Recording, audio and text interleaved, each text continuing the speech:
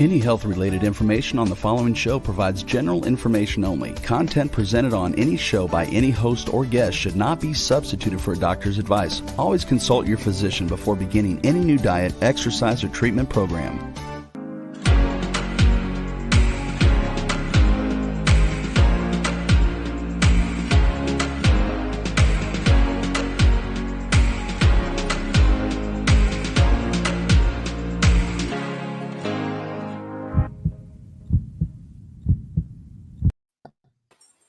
Oh, hey, y'all. It's Gail Traco, Christina Nelson, and our wonderful guest, Stan Padgett, back this week with Healthcare 911. How are y'all? Doing awesome. You're supposed to say it's 5 o'clock somewhere, Stan. Look, it's later than that for me because I've been smoking brisket since 4 a.m. We'll all be over for dinner, Stan. That sounds good to me. Well, it was 17 pounds. They'll be enough. Oh, yeah. I'm all about not cooking. That's a big, big piece of meat. Well, Stan, I know this week you really wanted to focus on a part of relationships that is so sensitive, and it's, historically it's been a problem. It's in marriages and just general relationships, male, female, or, same gender, and that's infidelity. So I'm just going to let you take it away. Okay. It's a scary topic. It's a very difficult topic because you start from the basis that any loving relationship is built on two pillars, two foundations. One is trust and the other is respect.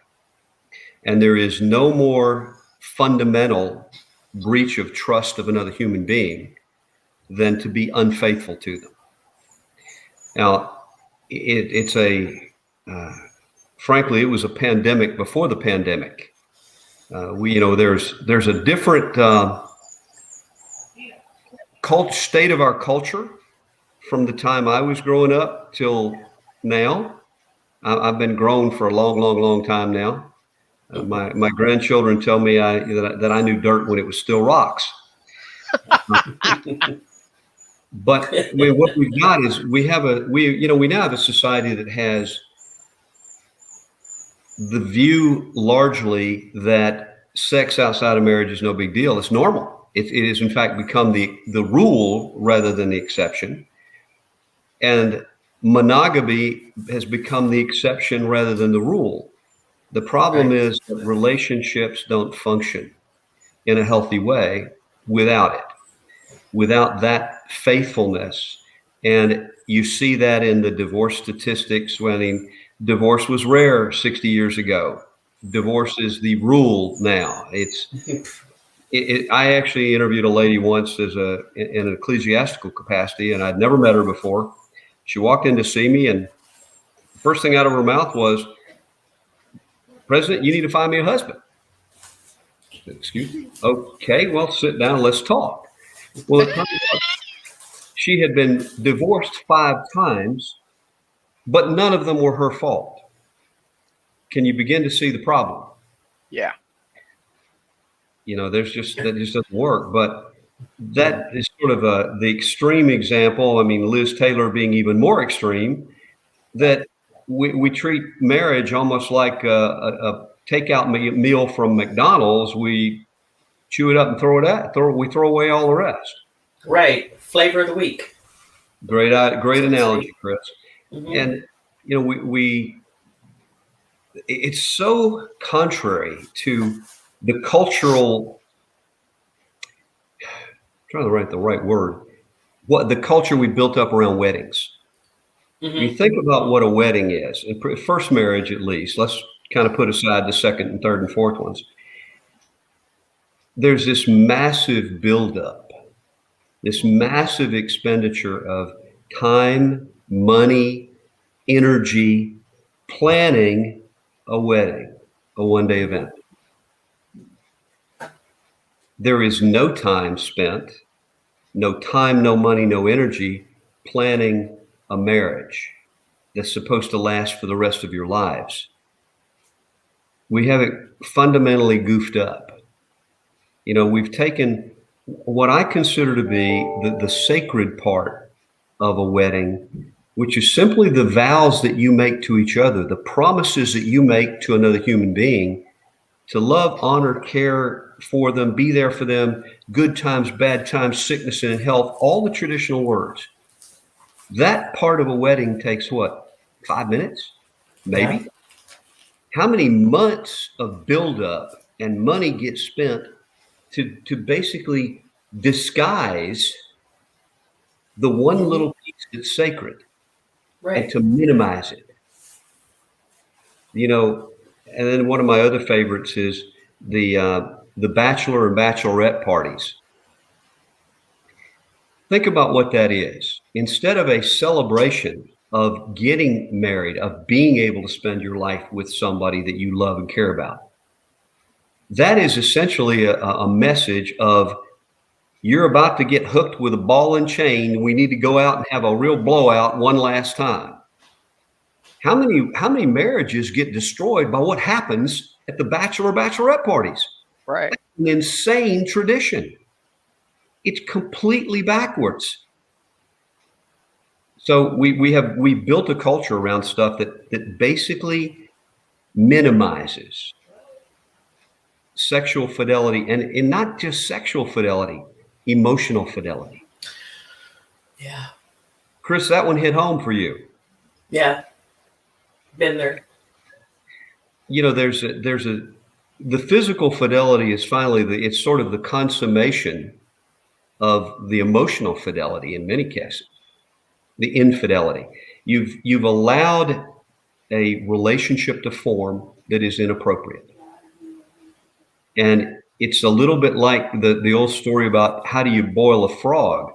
You don't throw him in boiling water, he'll jump out. But you put him in a pot of tepid water and turn the heat on, and as it rises 1 degree at a time, he doesn't know what's happening until it's too late.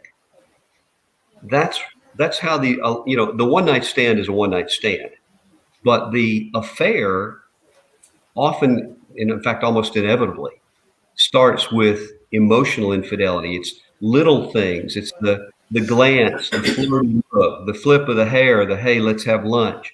Or it goes from the little things to, well, let's have lunch. Well, let's have a drink afterwards. Well, let's have 3 or 4 drinks. Well, it didn't mean anything, honey, because I was drunk. I'm sorry. Forget about it. That's simply a childish refusal to accept responsibility for your own actions. Right.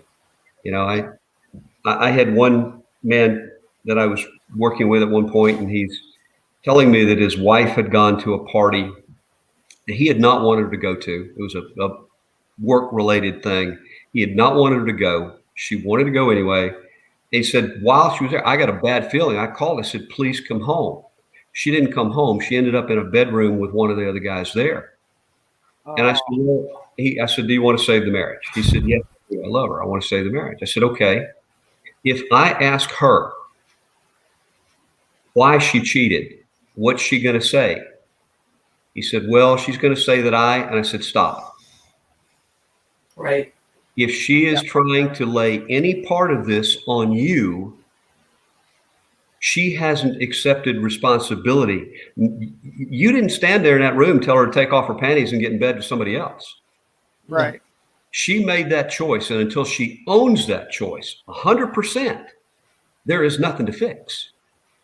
You didn't have anything to do with that. And that works on both sides of the equation. Well, my wife wasn't taking care of herself, wasn't responsive to me physically. Sorry. My wife, as a young Southern woman, Gail can appreciate this. We got engaged at 16. We got married at 17. And before we got married, she said to me, you don't have to do this. But if you do, it's forever. It's okay. It took me about 3 nanoseconds. I said, I'm in. But she also told me something else that was incredibly wise for somebody her age. She said, if you ever get to the point, for whatever reason, that you believe you got to sleep with somebody else, I only have one request. Divorce me first. Right. Good for her.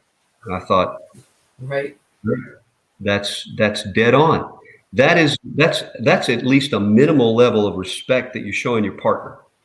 You say, okay, there's irreconcilable problems between us, whatever they are, and we're going to need to go our own ways. Hopefully, if you got kids, you can do it amicably. That doesn't work very often. But once that's over with, the divorce is done. If you want to go be with somebody else, go be with somebody else. Probably 90% of the time, you're going to find out that the grass was not greener on the other side. Yeah. You'd been looking over the fence and seeing how green your neighbor's yard looked. Right. If you'd have been at home spending time tending your yard, it would have been a lot greener too. Right. Yeah. Okay, so that's the start. The starting point for me is there is no excuse for infidelity, period. None. No. So now the question is, how do you, let's take it in a couple of pieces, and you guys break this up any way you want. How do I avoid it? And what do I do if it happens? Can it be one of the ways, I have to interject, one of the ways that I've avoided it in my relationship with Mary, we've been together 10 years, it's before we said our vows, we had marriage counseling, pre-marriage counseling every week for weeks. And that was huge. It really made me stand on the outside and look in and what was important in a relationship, because I came from such a damaged relationship with cheating. And it wasn't me, but there was a lot of cheating going on. So I was damaged. And then Mary's relationship he was a cheater. So we had a lot of damage. So especially when you have baggage coming into a marriage, I find that counseling is huge. I still, 10 years later, go back on a lot of our sessions. So that's great, because Chris, you just proved what I said. If you get that training, you have a tool to rely on when the times get tough, and they will get tough. Right. Too many couples don't have that. Some religious organizations provide it and even require it, but it doesn't. Right. It's pretty clear from the statistics that what's being done isn't working. In your case, it's worked, and that's awesome. Right. Right. I wish every single couple did that, because that's you invested time, money, and emotional energy in getting that. That fits exactly with the advice I gave young couples. I said, spend whatever you want on a wedding, whatever your parents want. I don't care. Spend 10 times as much getting ready for the marriage, and then you're fine. Right. If you'll spend that much, if that's the ratio you have, everything's going to work out just fine, because you'll figure out way before you get to the altar, you know what, I can't live with this person. Right. That's such a profound message, Stan, for people to take away. I've been single for 20 years, and working in a predominantly male executive world, there's certainly more women incorporated into management in the last 7 years than there were, some more than 20 years ago. I have never, somebody's always approaching you at a meeting or somewhere. And I can tell you right now, I'm that woman that's going to put your husband in his place or your partner in his place. I don't play that game. I just don't have it. And I think if more women or men, women will approach men too now. They're certainly more open about it. But if more people had better values and respect for the institution of quote relationships or marriage, that we certainly would have more fidelity than we do infidelity today. Right. Well, we have an example, at least, that it comes from the world of politics, which is unusual. But, Mike Pence, the former vice president, who's simply had his practice, has said, I don't meet with a woman alone, period, ever, because I respect my wife and my vows, and I'm never going to put myself in a position where either I do anything or somebody can say I did anything. Not happening. Right. So if that's what we try to teach kids. You don't wait till a child burns their hand on the stove to teach them the stove is hot. Right. So what if we didn't get close to those things? If we took steps to keep ourselves, there's some line, whatever your line is, and some people want to make sure, let me see just how close I can get to that line before I start to think I'm over it. What if you don't get close? Then somebody can't reach over and grab you and pull you across. That's sort of like if there's a chasm over here and if you step right up to it and a little bit of rock crumbles on the edge of it, you're going to fall. Well, if you're 3 feet back, you're a whole lot less likely to, a little crumble happens and you go, wow, that was interesting. I'm going to move back some more.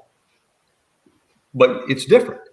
So Right. I applaud what you did, Chris, you and Mary. I wish everybody who's listening, do it. Frankly, if you think you got a good marriage now, go do it. Now, right. One of my challenges with traditional counseling, particularly the marital counseling, is it often wants you to go back and relive all the painful memories. Yeah. You'd already done that 100 times, 1,000 times, probably. What you really need to be getting is to say, look, here's where we are. How do we go forward and get better? Because all we do digging up the old stuff, it's like you bury poison in the yard. Well, let me go dig it up and sniff it some more. Right. Wow. So those are kind of how do we start? I like Gail's approach as well, where you just say, I have boundaries. I have my own standards.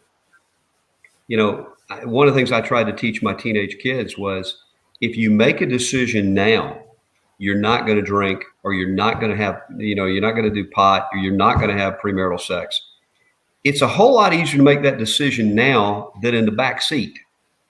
Right. On a dark road someplace.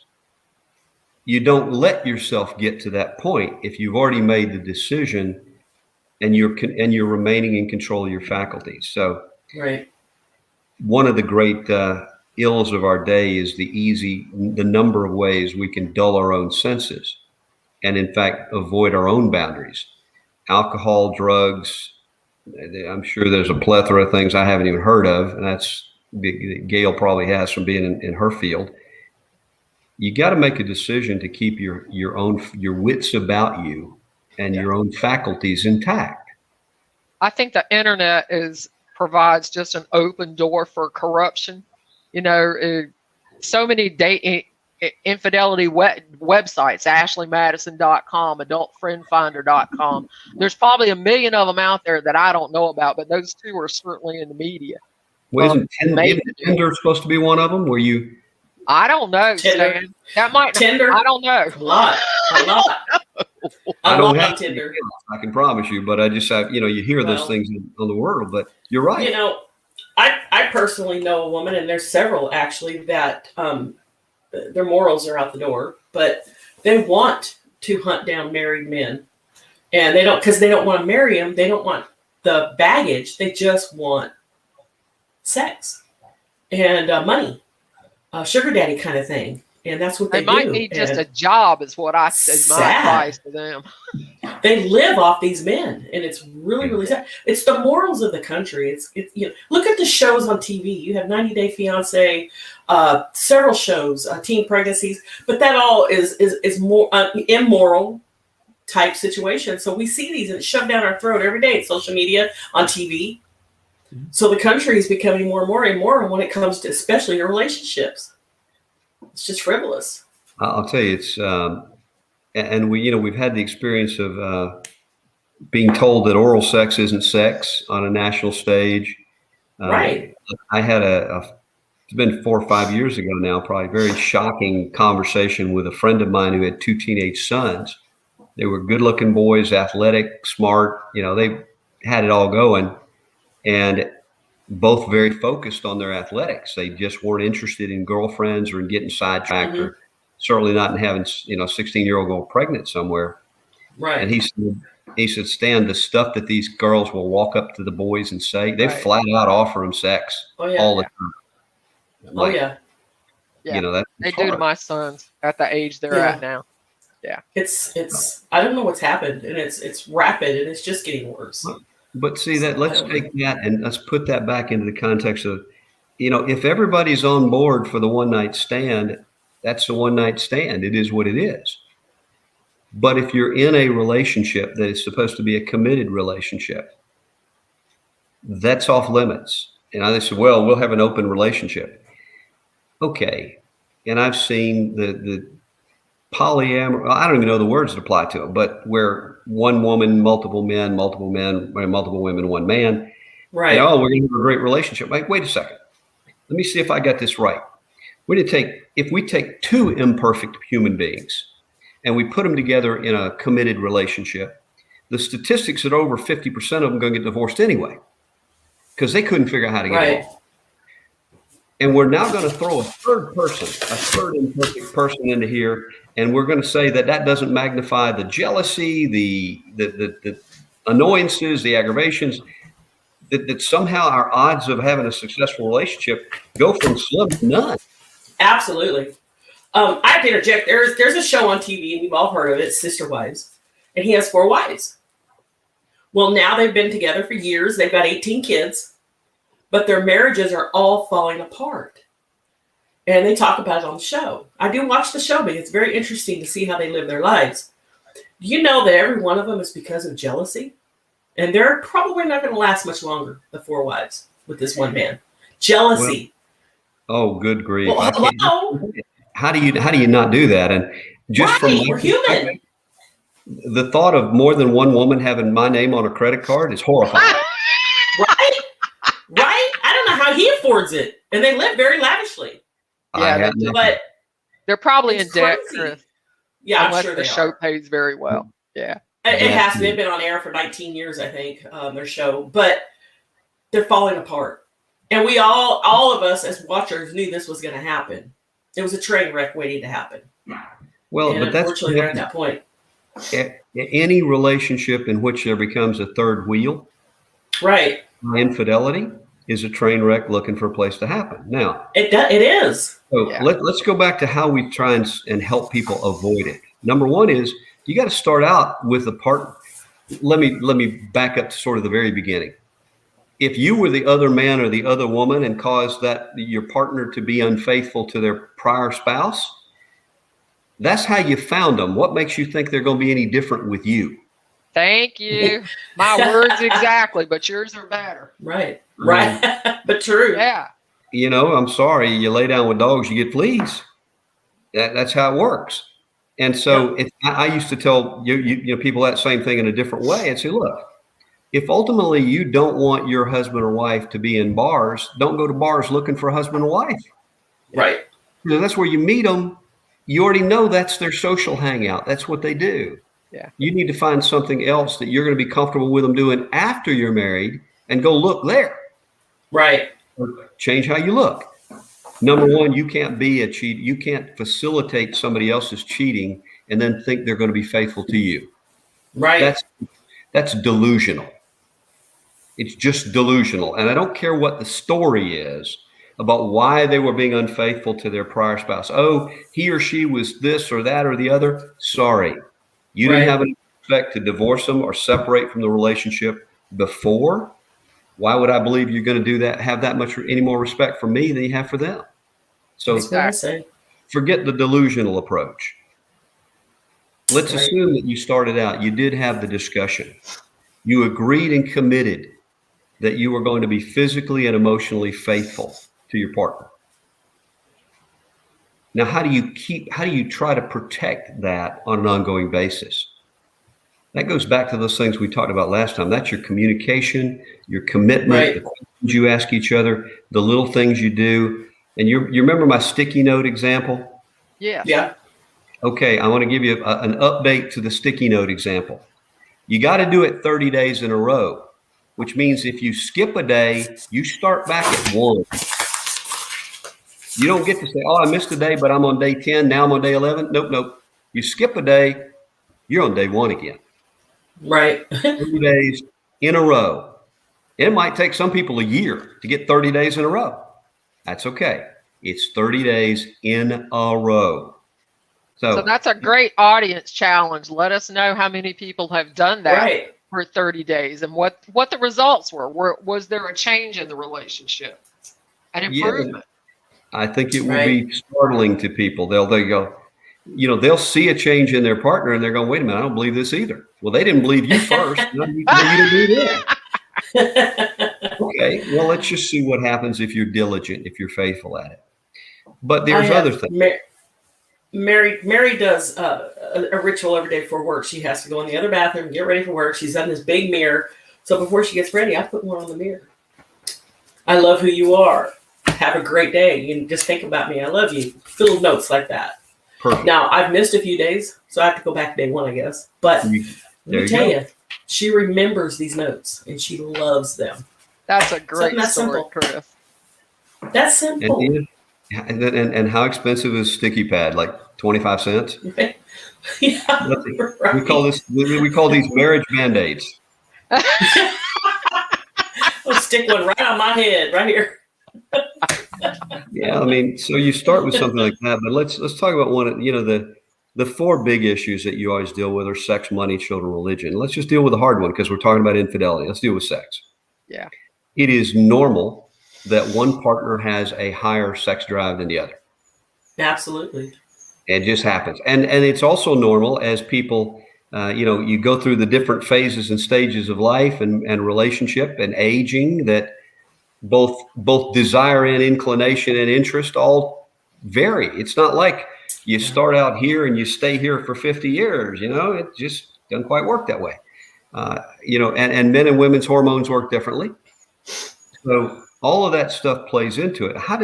What does that teach you though? It really should teach you that you have to be considerate of your partner. If you are the partner who has the higher sex drive, you're going to have to be considerate of your partner. But your partner is also going to have to be considerate of you and get out of their comfort zone. To say that we're only going to have intimate relations when party A wants it. And here's the way, this kind of easy analysis. My body, my choice, right? Right. That sounds right. Sounds good. So my choice is I'm not interested, and I might not be interested the rest of this year. Well, okay, your partner says, but I'm interested once a week minimum. And so I'm looking at the next 8 months. I'm looking at, we're looking at a very different number here. We say, well, my rule, my body, my rule. Okay, then my question to you, if you're the spouse with the lower sex drive, is, then are you okay with your partner going and having intimate relations with somebody else? No, of course not. That's infidelity. I said, well, wait a second. Your body, your choice. But what you just told me was his or her body, your choice too. Because they can't use their body the way they want to because of your rules. Doesn't fly. No. You're both going to have to get out of your comfort zone. You're going to have to meet somewhere in the middle, because otherwise you're adopting a right for yourself or demanding a right for yourself that you refuse to give your partner.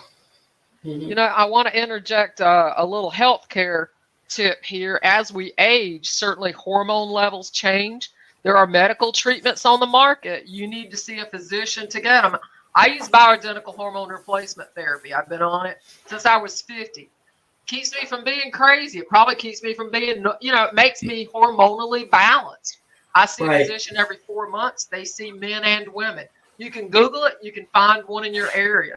Progesterone, testosterone, men and estrogen. We both have these in our bodies, and clinically you need to monitor them, Stan. So I think both partners at some point, once they identify an issue, they need to seek physician consultation.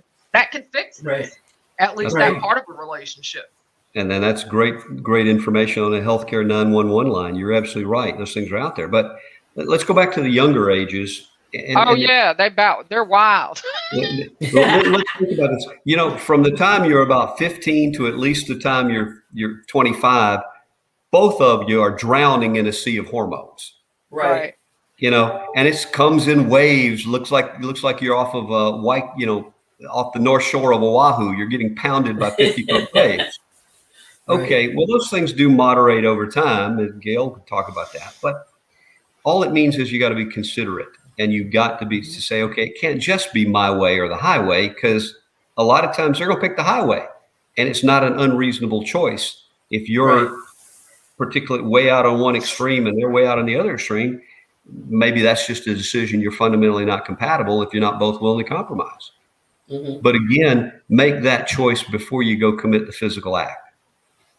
That's a conversation. That's a communication issue between the couple. Deal with it. Gail's right. Sometimes it's a medical issue. Yes. And there are even instances, I'm sure, where at much younger ages, it's a medical issue, particularly after a woman gives birth. Yes. Yep. It's not just the hormone changes, but 9 or 10 months of no sleep does not leave a lot of energy for a whole lot of other things. That's right. I'm trying to be as delicate as I can, but I'm pretty sure anybody who's listening to this can figure out where we're headed. All I'm saying is, guys, that's something that's got to be dealt with. But again, the principle is infidelity is not appropriate. It's not acceptable. If you got to make a decision to end the relationship because you can't handle that element of it, that's a decision, but it should be made before the infidelity, not after. Now, what do you do if you have it? And I got to tell you, that's probably been an epidemic for a long time. Chris, you indicated you'd experienced it. I don't know if, I suspect a tremendous number that Mary had. My bet is that a very substantial portion of the people who will listen to this have experienced it. So the question is really, can it be overcome in a relationship? Not in my situation, nor Mary's. So I'm going to say not really. Okay. Well, I'm sure it's happened. Gail, tell me what you think. Let's talk about it a little bit. Well, for me, if I ever find the right person and get married again, then I would say I would give him one shot at infidelity. But other than that, he only gets one shot. That's it. But you'll never trust again. Me? But Gail, you will never, in the back of your mind, trust him again. I don't know, Chris. I don't know. I'm pretty conservative, so it would have to be somebody, same religion, same beliefs. And I'm thinking I would be prepared enough up front, and I'm direct enough that I think whoever I would choose in the future probably knows he might not ought to do that. I know you know. He just might not ought to. Here's what I'm going to tell you. I think the answer is it can be if it's a one-time event and if the offender is willing to do what's necessary to rebuild the trust. And that takes a lot of time and a lot of effort, Chris. You're dead on the money. That didn't happen. Right. That didn't happen. And it happened again. Well, that's sort of where the starting point is. Okay, it happened. Why did it happen? Are you committed to it never happening again? And are you going to do what needs to do to pick up the pieces? Here's my example. I look at a marriage and a relationship as one of these 1,000-piece puzzles that you put together. You put together the framework together, you put it together, and it's on the kitchen table. And if one partner is unfaithful, effectively what they came in there and they took this picture of the family and the life that you guys have built and just slammed it across the room. And it shattered and went everywhere. There are pieces under the refrigerator, behind the stove, in the furniture, all over the place. Unless they are willing to spend the time to pick up every single piece, one at a time, and put it together, they have no right to ask for anything except your own fidelity. Cheating to get even with cheating is just as bad. It's still cheating. Right. Yeah. So during that period of time, it's not like, well, I picked up 3 pieces, you should be over it by now. No. You pick them all up. You show me by performance, not by your words. What you do speaks so loudly, I cannot hear what you say. Show me over the next however long it takes that you're committed and it will never happen again.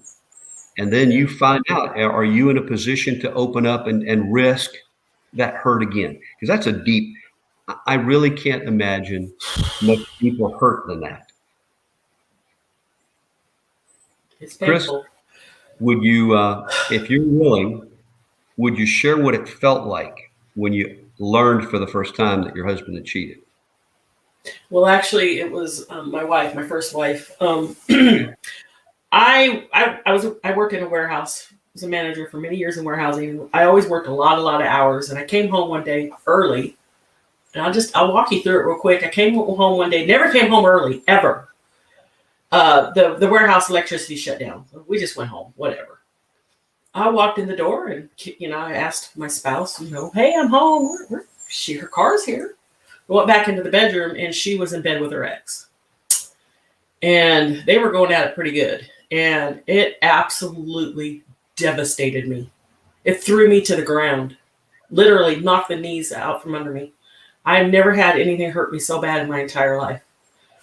And of course, the ex got up and left after I hollered a little bit. I said a few choice words.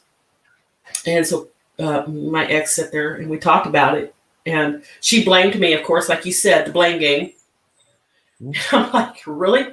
I'm busting my ass working a lot of hours to take care of your kids, who I love too, at this point. And you're going to blame me? When you sit on your ass and eat bonbons all day, it just doesn't make any sense. And so her thing was I was unattractive to her. And she needed to go find like her ex that was attractive to her. And that's no excuse.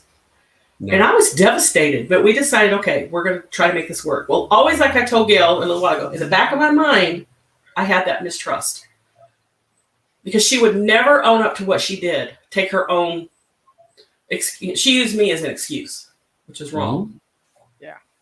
And sure enough, months later, I caught her again with someone else. And then but and I had this excuse, and I hated that I had this excuse, but I did stay for the kids. I could give them the things they've always wanted that their mother couldn't. And that was stability, foundation, money, things, because they were teenagers at this point. And then she continued to cheat, unfortunately. And then when the kids all left home and the last one left to go to the Army, I left. Because it was over. There was no relationship left. But let me tell you guys, it was devastating. I lived years in hell. I did. If there had been no kids involved, I would have left a lot earlier. But I was worried for the kids. And I think a lot of us do that. We stay for the family. Well, you often stay for the family, but I'll tell you one that I hear very regularly from women is, I stay because I couldn't afford to leave. See, that's what I could afford. I made my way, and other women can do that too. And I had 3 small kids. Yeah, see, you two could have, but if in a many situations, you're right. If you had been the stay-at-home parent, you're in there with no economics. In fact, I'm trying to help a young lady that I've known for 20 plus years now. I've known since she was a teenager, whose husband, she's got 4 small kids. She's been a stay-at-home mom. Her husband wants a divorce. He's controlling all the money. I mean, it's just, and she's almost paralyzed. I don't know what to do. I don't know how to, well, I've helped her find a divorce lawyer and hopefully she'll get that worked out. But there's too many situations where women feel trapped. I don't think there are nearly as many situations where men feel trapped in the relationship. But it's such a common thing with women, particularly the ones who want to stay home and be stay-at-home mothers. And that's an incredibly important thing for me. I know my wife worked full-time when our first child was born, went back to work after 8 weeks, whatever they gave you leave in those days. Went back to work for a while after our second child was born. When our third child was born, she was a stay-at-home mom. And the difference in the way that they developed and was just stunning, because mom was raising the children, not the nanny or the, the daycare center. Yeah. I don't think there's any more important job than raising children, but we put women off most of the time in a position where they are really at risk economically if they do that. That's right. It stinks. Yeah, it does. I know a few in that situation now, and probably will never get out of it as long as their kids are at home. And what are you going to do? I think there's discrimination against women who've stayed home raising kids in the workplace when they want to return to work. Maybe when the kids are teenagers or they have a need. Right. My company's one that will interview women. If you don't have 10 years worth of work experience on your resume, it's okay. We'll still talk to you to see, what your experience was before, because everything now is, computer automated. And if somebody has a desire, they can learn. If it doesn't require a medical degree, a lot of the computer work or file work or regulatory work that we do can be someone returning to the workforce. But there's a lot of discrimination in the workplace against women who stayed at home. Well, they don't want work gaps. You're right. They don't want that. They don't want to see work gaps on a resume. Because what were you doing? You going raising 6 kids, and they go, and I'm thinking, and that's everything for all the years. I'm not kidding, Stan. These are executives that I have these conversations with. I look, I have some limited experience just peripherally with divorce system in Florida. I'm not a divorce lawyer. I don't do family law. I get the calls regularly and refer them to other people. But I have a little bit of understanding of the system, and I will tell you the system is broken. It's broken. Yeah. It's broken for the husbands, it's broken for the wives, and it's broken for the children. And I'm not sure I know of a better one. I don't have a solution, but I will tell you that divorce is a disastrous thing for children in most cases. Because it's, I've seen a very few couples that would manage to get along for the benefit of the kids for a while. But in almost every case, I've seen that end as soon as one of the two of them finds a new partner. Yes. Because it's then, okay, wait a minute. He or she didn't want me. They want him or her. Right. What I know about that. Well, we talked about that a little in one of the other ones. When you denigrate a child's parent, even if you're the other parent, you're telling them that 50% of them is bad. And that's a message you can't give. It's not competent parenting to do it, but it happens all the time. Kids are used as weapons or poker chips in divorce. Pawns, yes. I see that all the time. What you did is staying. In effect, my dad did that. And I knew from the time I was probably 6, 8 years old, that the day my younger brother graduated from high school, my dad was gone. Yeah. And he stayed for us. And in that era, that was important because there's no question that my mother would have gotten custody of both of us. And there's no question that I would have run away. I'd have been a juvenile delinquent. Mm-hmm. So instead of being a lawyer married for 45 years, I could very well be behind bars somewhere. Right. Because I wasn't going to stay. If he left, I was going. It didn't matter what a judge said, a court said, didn't matter. I was gone. That's just the way it was. So everybody's situations are unique, and they're unique, but they're not in this sense. Too many women, too many people stuck in those relationships feel isolated. Yes. They feel like there's no out, no resources, and that no one understands what they're going through. And simply not true.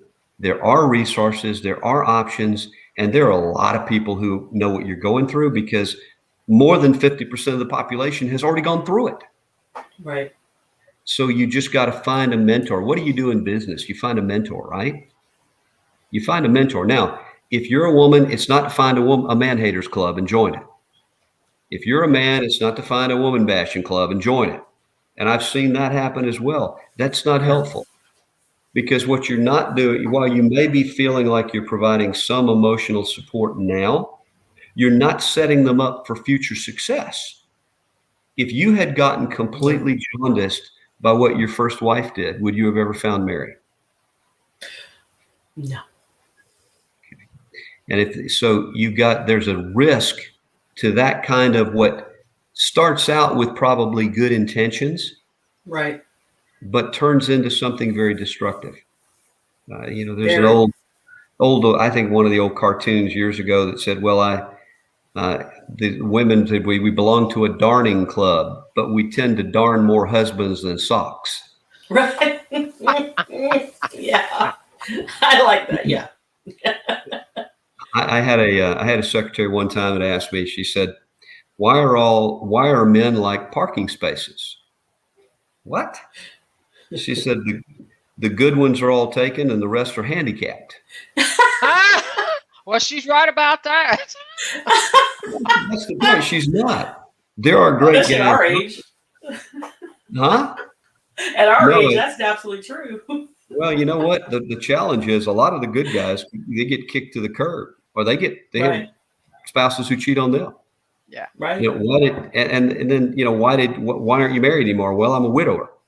Okay. Right. That answers all my questions. Do you see cheating as an epidemic now? Like just out of control? I think it's been an epidemic for decades. It's simply become more socially acceptable now. Right. In the era of all of the hookup websites that Gail was talking about, the idea that casual sex is perfectly appropriate and normal Right. Now what you're trying to do is create some kind of a fork in the road that says, but once I turn onto this road called marriage or relationship, all that casual sex, that 4-lane or 8-lane highway I've been on, I can't be on that anymore. Well, if you've been on that highway for a long time, you got a lot of momentum in that direction. Right. What's the level of commitment that it's going to take to make that turn and stay on that one road? We're not going to be shopping at the Walmart for a sexual partner today. We're committed. This is it. That's a conversation you better have. You better figure out where your partner's been. Now, do you need details? But you need to understand if they've been a player for a long time, the odds that they're not going to be a player just because they hook up with you, I wouldn't want to bet that line. Right. Oh, I thought I was being bold when I told people, when I say that to someone. I'm glad to hear you say it, Stan, because I agree. Yeah, we're talking about human nature, guys. All we're trying to do is understand where people are coming from and recognize that they are going to tend to behave in the same patterns that they have consistently followed.